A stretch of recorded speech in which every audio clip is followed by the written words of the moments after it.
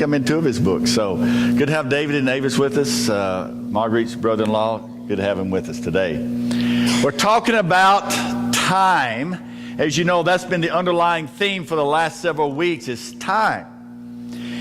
And that every time we take a marble out of this jar, what does that represent? That time is what? It's passing. That there's 1 minute, 1 hour, 1 week that is gone, you'll never have it back. So as time passes, as it gets more and more scarce, what does that make it? Something that is scarce is what? Valuable. Makes it valuable. So if a ambulance comes up behind you and there's lights going and siren blaring, and what do? You move over. Why?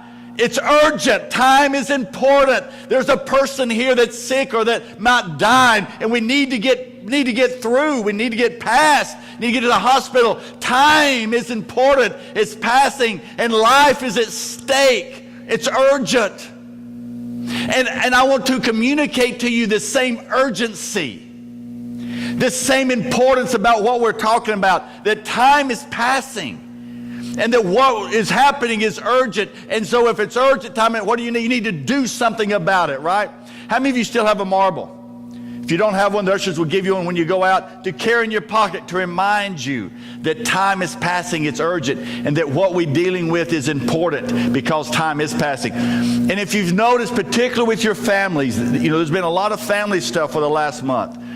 Particularly with your families, these are important topics. These are important principles to instill in your family. So, and by the way, thanks to my daughter. She's doing a great job. Crystal, all of this whole series is on YouTube. Okay, so you can go to our Facebook, you can go to our website. There's a link, and if you want someone to listen to it, they're all on YouTube. They're in sections. And so they can download part of it or all of it if they want to. So it's all on YouTube. This whole series is. So if you missed it or somebody missed it, you want them to hear it, just give them that link and they can get it on YouTube. Okay, so time. Today, by the way, didn't our students do a good job last week? Didn't they? They did great. They did a great job doing service last week. I so appreciate all the students did. And so since the students were doing the service, I took that opportunity to take the trip that you gave me, thank you church, for Pastor Appreciation last year. Last October, y'all gave me this trip, and I took it September because October's coming up, and that's Pastor Appreciation again. And if I hadn't taken this trip, you probably say, hey, you didn't take the trip we gave you last year. We're not going to give you another one. So it's coming up again, so I had to take this trip. So Pastor Appreciation is coming up in October. So you gave me this trip last year. And and I don't know who did it, but it's just perfect because you gave me a trip to go trout fishing in the North Georgia mountains. And I'm from North Georgia, and so I love it up in the mountains. And so I took my brothers with me.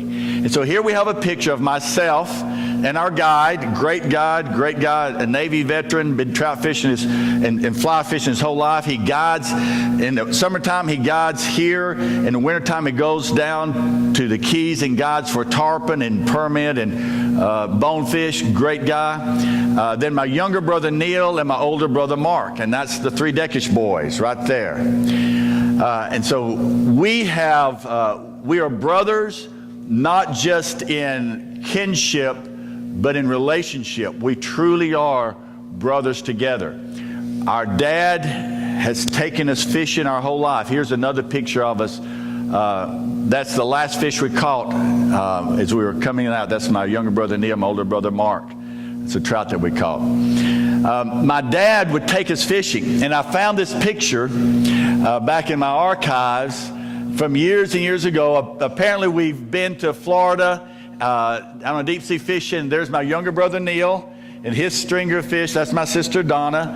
And there's me with my stringer of fish, my older brother Mark with his stringer of fish. And so our dad would take us fishing. He took us to the St. Johns River in Florida, bass fishing. He would take us to the Georgia mountains, trout fishing.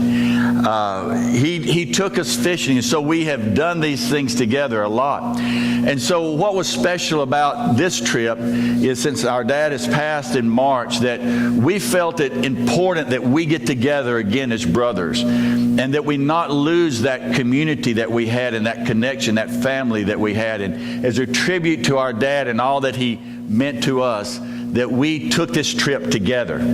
So we had a great time together. We enjoyed being, we hadn't done this in years and years, been together like this as brothers together.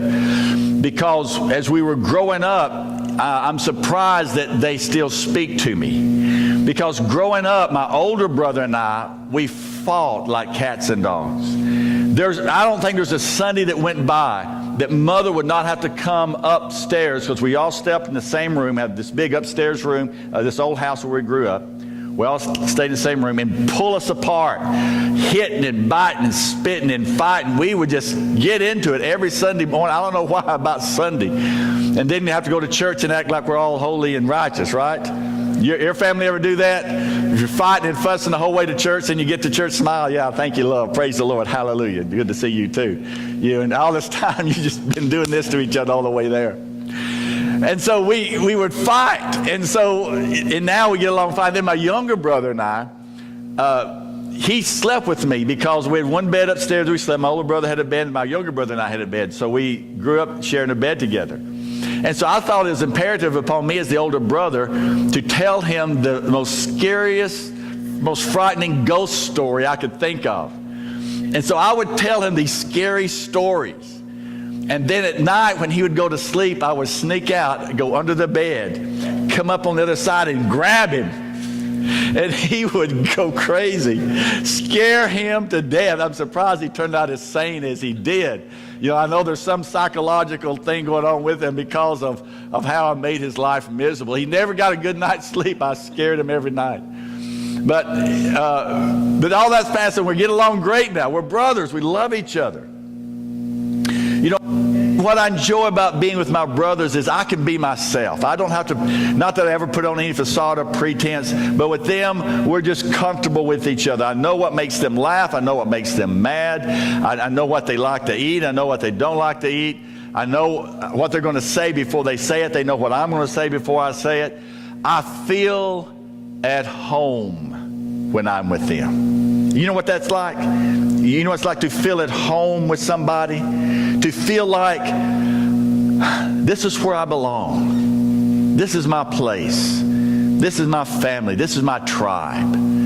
This is the group that I connect with. And so today, that's what we're talking about, is tribes, our families, connection. Because we all need to feel like we belong somewhere. There needs to be a place to belong, a place where others know us. I mean, they really, really, really know us from the inside out.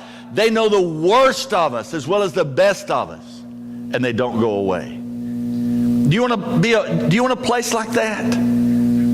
A place where somebody really knows you inside and out. They know the worst of you, and they still love you.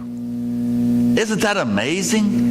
That somebody can know you intimately, know everything about you, and they still like you. Well, we're family. We have to like each other, and we do, because we're brothers. Great passage this morning that we're going to use is Luke the 15th chapter. As you know, this is called the parable of the lost son. And let me give you a little idea of what's coming. Next week, we'll finish this series that we're in now. And I'm contemplating, and you help me, you let me know if you think this is a good idea. I'm contemplating that the next series, I'm going to use this one parable of the prodigal son for the whole month. How would you like that? Because there's so much in it. I mean, really dig down deep into it and use this parable. I think that's what I'm going to do. Do y'all think that's a good idea? If you do, let me know. If not, I won't. How many think that's a good idea? How many don't think it's a good idea? How many of you never raise your hand for anything? There you go. And so I'm thinking that's what I'm going to do. So that'll be in a couple of weeks. We'll finish this. We'll finish this up next week and start a whole new series. But a very good parable. Luke 15, verse 11. There was a man who had 2 sons. The younger one said to his father, "Father, give me my share of the estate." So he divided his property between them. Not long after that, the younger son got together all he had, set off for a distant country. There he squandered his wealth in wild living. Squandered, another way of saying what? Wasted it, threw it away. You might as well flushed it down, wasted it. After he spent everything, there was a severe famine in the whole country, and he began to be in need. So he went and hired himself out to a citizen of that country, who sent him into the field to feed pigs. And he longed to fill his stomach with the pods that the pigs were eating, but no one gave him anything. He wasn't with his family anymore, was he? He wasn't with people that loved him and cared about him anymore, was he? When he came to his senses, he said, "How many of my father's hired servants have food to spare? And here I am, starving to death. I will set out, go back to my father, and say to him, Father, I've sinned against heaven and against you. I am no longer worthy to be called your son. Make me like one of your hired servants." So he got up and went to his father. Now, question is this. What made him think that he could go back home? I mean, he had wasted everything his father had given him. He'd embarrassed the family. He had squandered everything his father had worked for. And he thought he could go home? What gave them that idea that he thought that he could go back home after all that he had done? Maybe it was this. Maybe it was the time that he had left the gate open and the cows had got out and was all over the community. And his dad came home, and there the cows are out. He's trying to get them in. And his dad said, "Come on, let's get together." And they got the cows back in together and closed the gate. Maybe it was the time that him and his brother were playing football inside the house.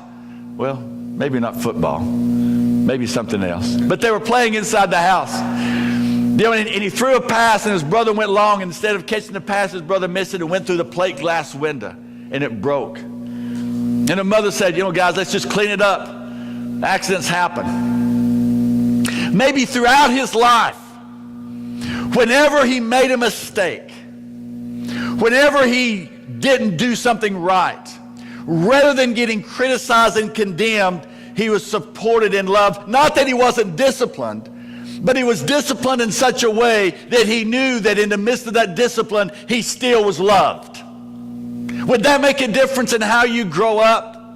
Would that make a difference in what you think about home?